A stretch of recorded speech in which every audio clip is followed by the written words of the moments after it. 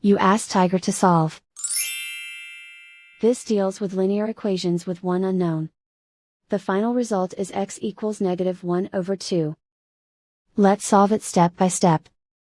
Group all constants on the right side of the equation. Subtract 12 from both sides. Simplify the arithmetic.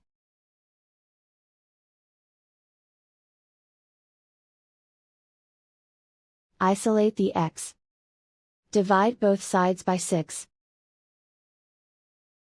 Simplify the fraction.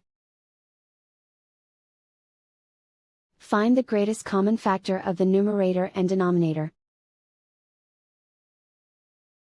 Factor out and cancel the greatest common factor. And so the final result is x equals -1/2.